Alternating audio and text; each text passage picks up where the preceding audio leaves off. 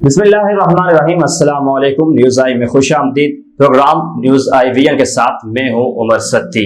नाज़रीन, दुनिया में कोरोना वायरस की वबाई अमराज की तरह इससे पहले भी बहुत सारे वबाई मर्ज आए हैं जिन्होंने तबाहकारियां की हैं, लेकिन कोरोना वायरस के मुकाबले में ऐसा कोई फ्लू या ऐसा कोई वबाई मर्ज नहीं आया जिसने दुनिया के पूरे निज़ाम को मुअत्तल करके रख दिया हो। नाज़रीन, आपको बताते हैं कि दुनिया में कोरोना वायरस की तबाहकारियां जारी हैं और दिन ब दिन अमवात में इजाफा होता जा रहा है। कोरोना वैक्सीन के बावजूद दुनिया में अमवात और मरीजों की तादाद में इजाफा होता जा रहा है। इसके पीछे क्या वजूहात हैं, क्या रीजन है, उसी हवाले से आज हमारे साथ मौजूद हैं रफी साहब। अस्सलाम वालेकुम रफी साहब।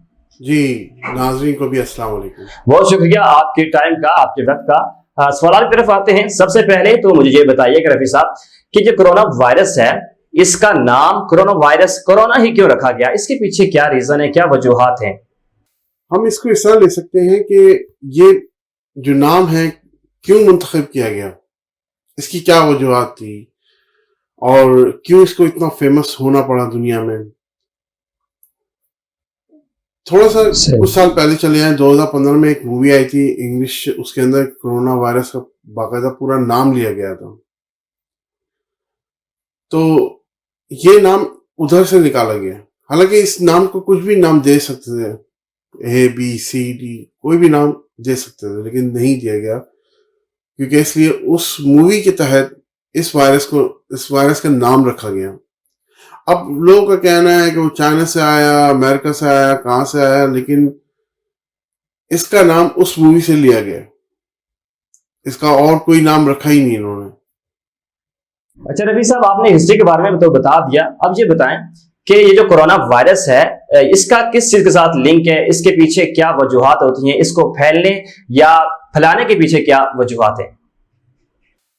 उसकी वजह ये थी कि जो साइंटिस्ट अपना रिसर्च कर रहे थे और उनकी जो रिसर्च में ये था कि अलास्का का जो ग्लेशियर है वो बहुत बुरी तरह पिघल रहा है क्योंकि आसमान में इतनी हीट है। वैसे तो आपके जो ज़मीन पे इतनी हीट है कि उसके से डबल कहीं आसमान में हीट है, क्योंकि जब सूरज की रोशनी आपके दुनिया में आती है, हम पर आती है, तो वो इतनी कम होती है कि जो आपको इतनी फील नहीं होती है। कहीं पे 20 डिग्री, कहीं पे 30, कहीं पे 45, कहीं पे 50 और 52 तक आती है। लेकिन ज़ाहिर बात है स्काई के अंदर वो हीट ज़्यादा इसलिए होती है क्योंकि वो सूरज के करीब होती है और ज़ाहिर बात है जो सूरज की रोशनी है वो छन के हमारे पास आती है। तो जो साइंटिस्ट रिसर्च कर रहे थे, उन्होंने कहा कि या तो हम किसी भी तरह पूरे साल के लिए पूरी दुनिया को बंद करवा दें, यानी जो एयरलाइंस वगैरह चल रही है इनको बंद करवा दें। तो उन्होंने क्या किया, उन्होंने एक स्ट्रेटजी बनाई कि हम किस के तहत इसको अपना बंद करवाएं। तो उसमें एक बड़ी सुपर पावर ने छलांग लगा दी और वो छलांग ये थी कि ठीक है हम करवा लेंगे, हमें पता है हमने किस तरह करवाना है, लेकिन फिर हम जो करेंगे हमें भी करना दिया जाए, उसके ऊपर कोई मुदाखलत नहीं करेगा। तो उन्होंने क्या किया कि जब ये बंद करने का टाइम आया तो उन्होंने इसको नाम दिया कोरोना वायरस का, कि ये एक ऐसा वायरस है जिससे लोगों की डेथ हो रही है। बेसिकली उससे, यानी उस रिसर्च के बाद जो मीटिंग हुई उसके बाद इन्होंने क्या किया कि हर एक ड्रिंक के अंदर एक बैक्टीरिया छोड़ दिया। और वैसे भी कोरोना वायरस, तो वायरस का मतलब ये होता है कि स्प्रेड होना। It's not a corona virus, it's not a virus, basically it's a bacteria. Basically ये एक बैक्टीरिया है।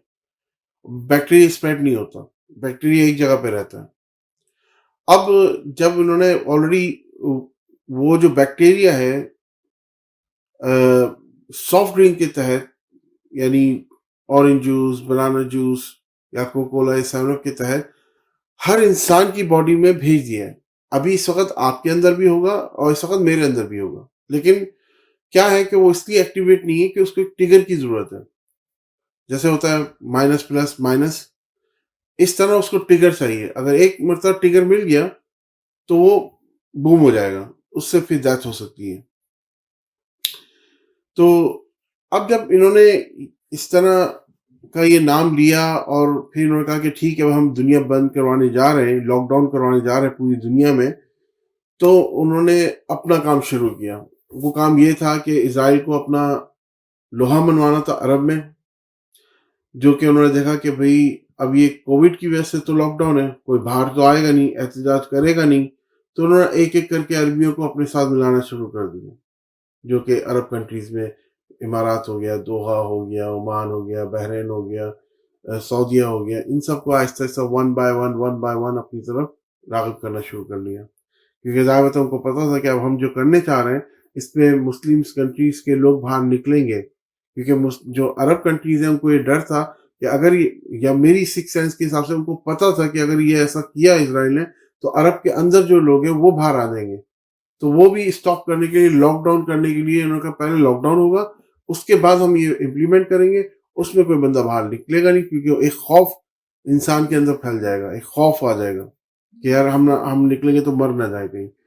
तो ये एक उनकी स्ट्रेटजी थी कि हम किसी तरह पूरी दुनिया में लॉकडाउन करके अपना लोहा मनवा लें, और अलास्का के लिए जो फ्लाइटें चल रही थी पूरे वर्ल्ड में, उन फ्लाइटों को कम कर दिया जाए, जो कि बहुत रेयर फ्लाइट हो गई थी। प्राइवेट जहाज अगर कह लें तो कह लें, वरना कमर्शियल जहाज सब के सब ग्राउंड थे। अब आप आ जाए, इससे फायदा किस किस को हुआ? इससे फायदा उन लोगों को हुआ जिन्होंने अपना सिक्का जमाना था, दुनिया की कंट्रीज, जितनी भी कंट्रीज हैं उनके मईशत को बिठाना था, तो उन्होंने किया और अपनी करेंसी को ऊपर लाकर उसको एक डिजिटल का नाम दिया। अब इन द फ्यूचर में मोस्टली जो पैसे होंगे वो एक डिजिटल, यानी कैलकुलेटर के ऊपर जो आपके नंबर होते हैं उस तरह होगा कि ये डिजिटल करेंसी है, यानी 100 पाउंड अगर मेरे पास है तो वो मेरे पास नहीं है, वो कैलकुलेशन यानी एक सिस्टम के अंदर लिखे हुए कि ये 100 पाउंड नहीं है, इनको मैं खर्च कर सकता हूँ, लेकिन इनको हाथ में नहीं ले सकता मैं। तो एक डिजिटल करेंसी, क्योंकि जो धात है वो ख़त्म हो रही है अफ्रीका में, और अब और मज़ीद कॉइन्स बन नहीं सकते, तो इसलिए भी ये इसको इधर लेके आ रहे हैं कि हम करेंसी को एक डिजिटल करेंसी में लेके आए। तो जिन कंट्रीज़ को लॉसेस हुए वो लॉसेस हुए, और जिन्होंने जिन्होंने दिमाग से काम लेना था वो ऊपर आ गए, जैसे कि बिटकॉइन था, उसने अपने पैसे को बढ़ाया, क्रिप्टो ने अपने बढ़ाया, और उससे अभी भी बिजनेस हो रहा है, वो दुनिया के लोगों के पैसों से अपना बिजनेस कर रहे हैं, तो ये उनका फायदा है। और ये ज़ाहिर बात है फायदा इजराइल का ही है, इससे इजराइल से बढ़ के अभी इस दुनिया में कोई ज्यादा नहीं सोच रहा कि हमने किस तरह अपने आप को बढ़ाना है, और बिजनेस मार्केट में पूरे वर्ल्ड में इजराइल है इस वक्त, चाहे कुछ भी ले लें आप, मार्क स्पेंसर ले लें, टेस्को ले लें, सेंसबरी ले लें, सब पे, अमेजोन के अंदर भी the director of Amazon is Israel. तो वो तो चाहते यही है कि दुनिया की जितनी भी मीशत है सब खत्म हो जाए, बैंक्रप्सी हो जाए, और लोग फिर हमारे पास आए। इवन यहाँ तक कि मेरे हिसाब से वो ये भी चाहते हैं कि अमेरिका भी खत्म हो जाए, उसकी भी करेंसी खत्म हो जाए, और लोग फिर हमें जाने अमेरिका के बाद। तो वो वही कर रहे हैं जो उनको करना है, तो इसका फायदा उन्हीं को था, इसीलिए उन्होंने अपना फायदा उठाया, और फायदा उठा के अरब को अपने साथ मिला लिया कि हमें भी मानो अरब के साथ, अरब के खित्ते में। अच्छा रफी साहब, ये तो सबको पता है कि कोरोना वायरस ने पूरी दुनिया को हिला के रख दिया है, पूरी दुनिया में तबाहकारियां की हैं। पाकिस्तान में इसके क्या असरात मुरत्तिब हुए हैं, ये बताएं इसके बारे में, जो पाकिस्तान के मुआशी हालात कैसे अफेक्ट हुए हैं इस वायरस की वजह से। कोरोना में सबसे ज्यादा लॉस मैं समझता हूँ कि मेरी कंट्री पाकिस्तान को हुआ है। उसकी वजह क्या है? वजह यह है कि जितने भी हमारे पहली बात तो यह है कि मुझे बहुत हंसी आती है उन लोगों के ऊपर जो पार्लियामेंट में बैठे हुए हैं और अपनी बेइज्जती दुनिया में करवाते हैं। अगर उनकी जगह मैं होता, कि जैसे वो एक, यानी कोरोना से थोड़ा सा पहले जो पीआई का हादसा हुआ था, अगर मैं उनकी जगह होता तो मैं उसको उधर ही दबा देता, और खान साहब से कहता कि ये हुआ ज़रूर है लेकिन इसको अभी दबा दें, क्योंकि अगर हमने कोई भी ऐसा बयान दिया और वर्ल्ड में बात गई तो हमारी एयरलाइन की बदनामी होगी, जो कि हुई, और ऐसी हुई कि कई 6 महीने तक आप यूरोप के ऊपर से अपना जहाज लेके नहीं जा सकते। आपके पास तो वैसे भी फ्लीट नहीं थे, ना सिंगापुर, ना बैंकॉक, ना जकार्ता, ना कोलालमपुर, कोई फ्लीट तो, कोई डेस्टिनेशन तो वेस्ट ईस्ट का तो है ही नहीं आपके पास। तो आपके पास बचा क्या था? आपके पास सिर्फ बचा हुआ यूरोप था, یا ایک امریکہ بچا ہوتا یا کینیڈا بچا ہوتا. تو آپ جب یورپ نے ہی بند کر دیا تو پھر آپ کیسے جائیں گے؟ اب اتنا اوپر گھوم کے جائیں گے تو اس کا تو کوئی فائدہ نہیں. تو میرے حساب سے جو پارلیمنٹ میں لوگ بیٹھے ہیں وہ ایک ڈھلے کے بھی نہیں ہیں میری نظر میں. ان کے پاس دماغ ہی نہیں ہے کہ کس طرح ملک کو چلانا ہے یا ملک کی معیشت کو چلانا ہے یا ملک کو کسی بھی نقصان سے بچانے کے لیے. میں نہیں سمجھتا کہ کوئی ایسا لائق بندہ ہوگا. خیر اب ہم آ جاتے ہیں کرونا کے اوپر. جب یہ کرونا وائرس کی جو انفارمیشن آئی کہ بھائی ادھر لاک ڈاؤن ہو رہا ہے, اٹلی میں سب سے زیادہ ہو رہا ہے, پھر کمبوڈیا وغیرہ کینیا وغیرہ ادھر ادھر ہو رہا ہے, تو ہمارے پاکستان اس وقت آرام سے بیٹھے تھے, کوئی کچھ نہیں کر رہا تھا, سب نارمل. یار ادھر ہو رہا ہے ہمارے یہاں نہیں ہو رہا. بھائی آپ کو یہی نہیں پتا کہ یہ آلریڈی آ چکا تھا آپ کے ملک میں, لیکن اس کی تدابیریں کرنا ضروری تھی. بجائے آپ کو یہ کرنا چاہیے تھا کہ آپ فوراً سے پیشتر جو بھی آ رہا تھا یا جا رہا تھا اس کا پی سی آر ٹیسٹ وغیرہ شروع کرواتے, تاکہ ایٹ لیسٹ آپ کے پاکستان میں اتنی چیزیں نہیں ہوتی. اور موسٹلی پاکستان میں جن کو نہیں ہے ان کو بھی کہتے ہیں کہ ایک کرونا ہے. ایک یہ پرابلم بھی ہے پاکستان میں. میرے پاس بہت سے پروف ہیں جس میں انہوں نے لیبوں نے, یہ میں ان کے نام یہاں نہیں ڈسکلوز کر رہا کیونکہ ان لوگوں نے کیا کیا کہ یار اب ہمارا تو بزنس کم ہو رہا ہے, تو لہٰذا یہ ہے کہ 50% کو ہم ویسے تو نارمل نیگیٹو ہی ہوگا اور جو پازیٹیو ہوں گے ان کو پازیٹیو بتائیں گے, لیکن ہم 50% جو نیگیٹو ہوں گے اس میں ہم 25% پازیٹیو بتائیں گے تاکہ وہ ہم سے دوبارہ کرائیں, تاکہ ہمیں اس سے پیسہ بن سکے ہمارا. ایک تو یہ بہت بری بات ہے کہ جس کو نہیں بھی ہوا اس کو بھی آپ کرونا وائرس کہہ کے اپنا کیا کہتے ہیں اسے دوبارہ پی سی آر ٹیسٹ کروا رہے ہیں. Shame on you guys, shame on you.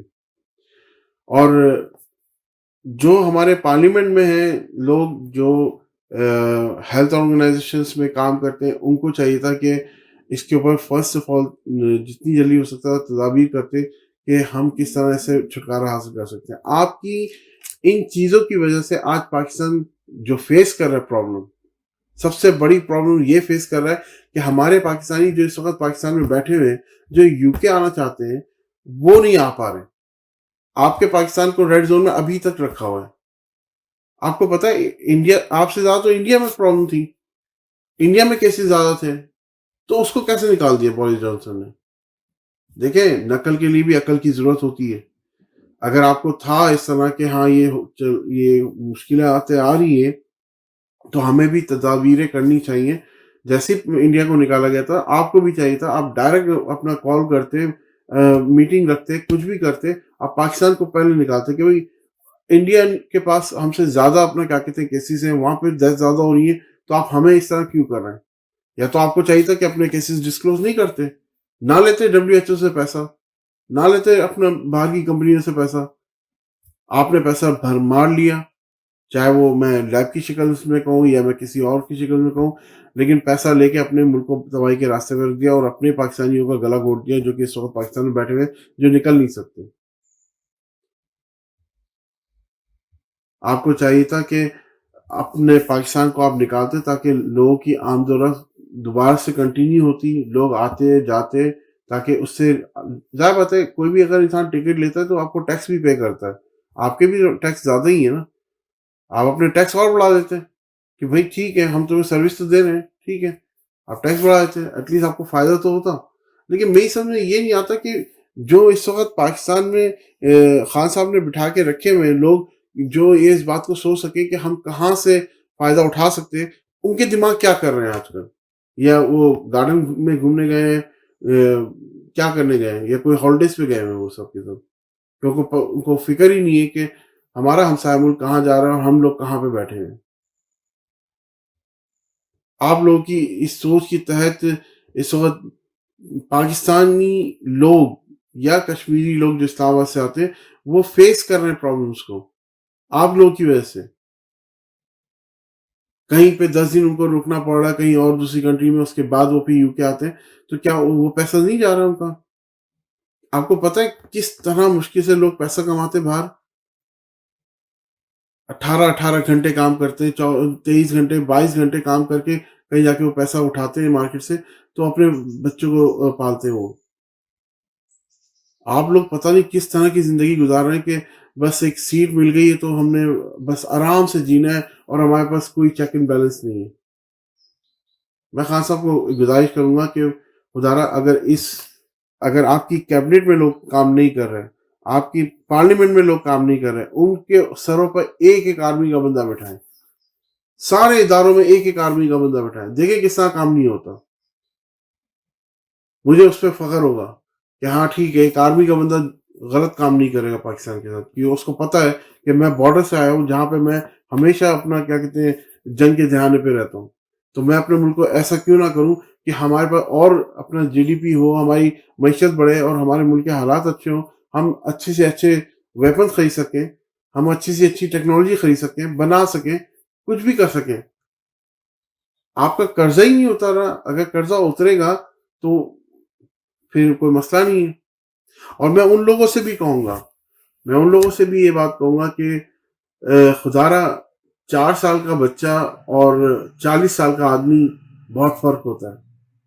جو آپ لوگ اس وقت عمران خان صاحب کے پیچھے بھاگ رہے ہیں کہ 3 سال ہو گئے, 4 سال ہو گئے, کچھ نہیں ہوا, یہ نہیں ہوا, وہ نہیں ہوا.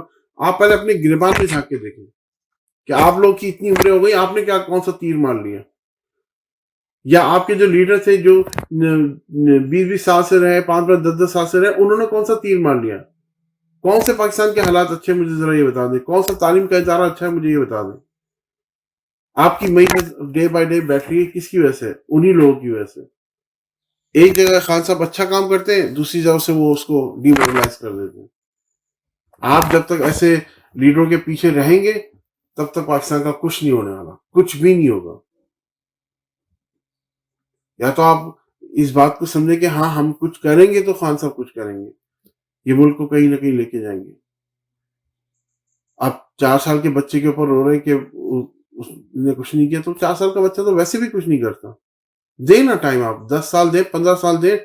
جو 40 سال آپ نے 2 لیڈروں کو دیے, آپ چلے 20 سال دے دیں تو صحیح نا. تب آپ کو پتہ چلے گا کہ پاکستان کہاں پہ کھڑا ہوا ہے. آپ باہر کی دشمنوں کے ساتھ مل کر اپنے ہی پاکستان کو ختم کرنا چاہتے ہیں, شرم آنی چاہیے آپ لوگوں کو. آپ اس طرح کا پاکستان اپنے آنے والی نسلوں کو دینا چاہتے ہیں کہ وہ غربت کی لکیروں سے بھی نیچے رہیں.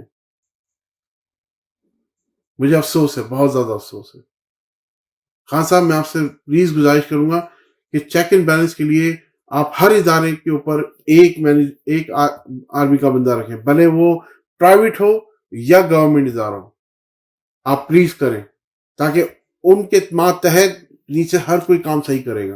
اچھا رفیع صاحب, ہمارے ویورز کو یہ بتائیں کہ ڈاکٹرز ہیں, جو ماہرین ہیں, جو طبیات ہیں, وہ کیا کہتے ہیں اس کے بارے میں, اور آنے والے دنوں میں اس کے اوپر کیا تجزیہ رکھتے ہیں, وہ کیا سمجھتے ہیں اس کے بارے میں کہ آنے والے دنوں میں اس کے پھیلاؤ میں مزید اضافہ ہو سکتا ہے یا کم ہو سکتا ہے؟ دیکھیں, ہم اس کو اس طرح بھی لے سکتے ہیں کہ جو میں نے ابھی آپ کو باتوں میں پہلے بتایا ہے کہ کرونا کی وجہ سے یہ ایک ایسا سبجیکٹ بنا کر پوری دنیا کو بند کروانا تھا, اور اس کو بند کروانے کے بعد کلائمیٹ جو ہے پوری ورلڈ کا وہ چیک کرنا ہوتا. اب اگر ہم کلائمیٹ چیک کرتے ہیں تو 2020 سے کے اکتوبر تک جو لوکیشن تھی 50 ڈگریز کی, جو بائی سیٹلائٹ کے تھرو اپنا لی گئی ہے, وہ 500 تک تھی. اور جب 20 کے بعد جب یہ کرونا کا امپلیمنٹ کیا گیا ہے تو وہ اب 2020 تک کے اینڈ تک, دسمبر تک, وہ 400 پہ آئی. اس کی آپ یہ تصویر دیکھ سکتے ہیں سامنے کے, یہ جو پوری سن 1980 سے لے کے 2020 تک کا جو یہ گراف ہے, یہ آپ کو شو ہو رہا ہوگا. 100, 200, 300, 400, 500 تک جو ہیٹ سٹیز تک گئی ہیں وہ اب آپ کے سامنے ہے. اور 2020 دسمبر کے اینڈ تک وہ 400 تک آ گئی تھیں. تو لہٰذا اب اگر اس کو دیکھا جائے کہ پورے ورلڈ میں ان لوگوں نے کیا کیا, پورے ورلڈ کو بند کروایا صرف ایک کرونا وائرس کا نام دے کر, اور کچھ نہیں. اب اس میں ہم یہ بھی کہہ سکتے ہیں کہ یہ جو بیکٹیریا ہے یہ ہر کسی کے اندر ہے, لیکن اس کو ایکٹیو ہونے کے لیے ایک ٹریگر کی ضرورت ہے.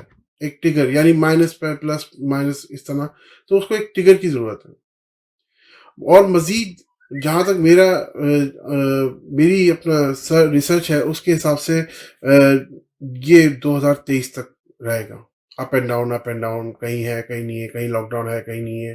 یہ 2023 تک جا کے ختم ہونے کا ہے، کیونکہ اس وقت تک سائنٹسٹ جو ہیں وہ ریسرچ کر رہے ہیں کہ how we can control the climate, کہ جو heat Abu in the sky ہے اس کو کس طرح کم کیا جائے، اور یا جو دنیا میں جو فیکٹریز چل رہی ہیں اس سے جو ہیٹ جنریٹ ہو کے وہ آسمان پہ جا رہی ہے ان کو کس طرح کم کیا جائے. اس کے اوپر ابھی آج کل کام ہو رہا ہے پوری دنیا میں. اچھا رفیع صاحب، یہاں پر ایک اور موضوع ایڈ کرنا چاہتا ہوں. گزشتہ دنوں میں آپ نے دیکھا ہوگا اور ناظرین نے بھی دیکھا کہ ایک بچی جس کو طبی جو سہولیات ہیں وہ نہیں دی گئی اور ڈاکٹر کی غفلت کی وجہ سے اس کی موت واقع ہوتی ہے، پھر اس کے بعد اس کی لاش کو پھر اس کو وہ نہیں ملا، اس کو ایمبولینس سروس نہیں ملی اور اس کو ہاسپٹل اس کو ایک موٹر سائیکل کے اوپر لے کے جایا جا رہا ہوتا ہے. اس کے بارے میں تھوڑا سا ہمیں حقائق بتائیں اور اس کی کیا رپورٹ آپ کے پاس؟ جی دراصل یہ بچی جو بیسکلی جس کا انتقال ہوا ہے، اللہ تعالیٰ اس کو جنت الفردوس میں جگہ دے، جس کا پورے پاکستان میں سب کو اپنا دکھ ہے، غم ہے.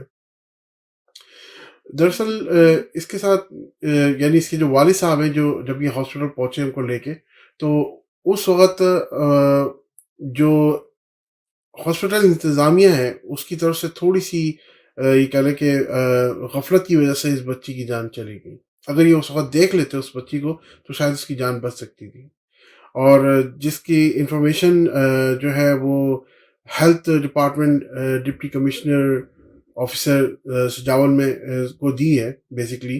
اور اس کے بعد جو ایک لیٹر ایشو ہوا اس میں ڈاکٹر شہناز خواجہ اینڈ جو کہ ڈسٹرکٹ ہیلتھ آفیسر بھی ہیں سجاول کی، تو ان کو بھی اپنا کیا کہتے ہیں انفارمیشن دی گئی ہے. میں یہ کہتا ہوں کہ دیکھیں ایک ہسپتال کے پاس ایمبولینس نہیں، ایسا ہو نہیں سکتا. اگر تھی تو وہ کہاں تھی، اور اگر نہیں ہے تو اس کے ذمہ دار کون ہے. میں اپیل کروں گا عمران خان صاحب سے کہ جہاں 40 سال کے بعد آپ نے سجاول کے اندر الیکٹرک دی ہے، لوگ کہتے ہیں نا کہ عمران خان نے کیا کیا. عمران خان نے یہ کیا. 40 سال کے بعد سجاول ڈسٹرکٹ کے اندر لائٹ آئی ہے. تو میں کہتا ہوں کہ ہر باتیں بتانے کی نہیں ہوتی کہ خان نے کیا کیا کیا نہیں کیا. میں بالکل ان کی پارٹی سے نہیں ہوں، لیکن جو میری ریسرچ کے حساب سے میں دیکھ رہا ہوں he is going very well. Imran Khan sahib, Allah تعالیٰ آپ کو اس سے بھی زیادہ سوچنے کی وہ دے کہ آپ اس پاکستان کے لیے اچھا کریں، اور جو اب تک آپ کرتے آ رہے ہیں بہت اچھا کر رہے ہیں. اور اللہ تعالیٰ سے یہی دعا ہے کہ اللہ تعالیٰ آپ کو صحت دے، تندرستی دے، تاکہ آپ پاکستان کے لیے اچھا سوچ سکیں. آخر میں یہ کہوں گا کہ میں پھر وہی بات دہراؤں گا کہ ایک 4 سال کے بچے کے گناہ کم ہوتے ہیں بجائے اس کے کہ آپ 20 سال کے آدمی کے گناہ گنوائیں. تو جو گناہ کر کے یا کرپشن کر کے چلے گئے ان کی عمریں 20 کیا 40 سال ہیں. تو آپ کسی ایک پرائم منسٹر کو جو ابھی ریسنٹلی آیا ہو، 4 سال کی اس کی محنت ہو، اس کے اوپر آپ انگلی کوئی بھی نہیں اٹھا سکتا، ایون چاہے میں کیوں نہ ہوں. ہاں یہ ہے کہ ہم چیک اینڈ بیلنس رکھ سکتے ہیں، نہ کہ اس کے اوپر انگلی اٹھا کے اس کو ڈیگریڈ کریں. اگر ان کی جگہ میں بھی ہوں تو شاید میں بھی اسی صورتحال سے گزروں گا، کیونکہ مجھے ظاہر بات ہے ہر کسی کو جواب دینا ہوگا. تو اینڈ آف دا ڈے میں کہوں گا کہ پلیز صبر سے کام لیں، انشاءاللہ اللہ نے چاہا تو سب ٹھیک ہوگا. رفیع صاحب، یہاں پر ہمارے پروگرام کا وقت ختم ہو جاتا ہے. آپ کی قیمتی وقت کا بہت بہت شکریہ. ناظرین، اگلے پروگرام میں دوبارہ حاضر ہوں گے. اپنے میزبان عمر ستی کو اجازت دیجیے. اللہ حافظ.